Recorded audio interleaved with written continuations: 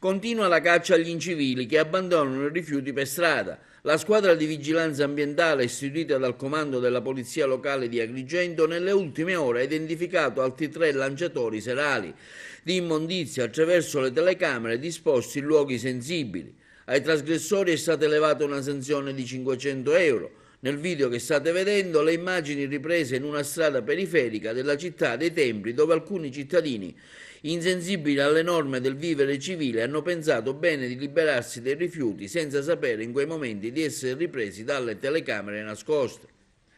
Intanto l'assessore Nello Amel è stato più volte chiamato in causa nell'incontro di venerdì pomeriggio avuto con i cittadini, che hanno segnalato le tante carenze che ancora sono in essere relativamente alla presenza di rifiuti sparsi in tutte le contrade cittadine, sia quartieri periferici che le zone centrali come la via dei Gaspari, come contenitori di Eternit presenti in via degli Imperatori che non sono stati ancora ritirati da più un anno presenti in zona, le sporcizie del boschetto di San Leone con la stagione estiva in corso che ancora non è stato oggetto di una pulizia e di scerbamento, le critiche al regolamento varato dove a detta di tutti risulta estremamente repressivo sia come orari di conferimento che per le multe eccessive presenti nel provvedimento, cosa che verrà modificata a detta dell'assessore e si agirà con cum grano salis rispettando i cittadini. L'ordinanza è stata fatta sulla base di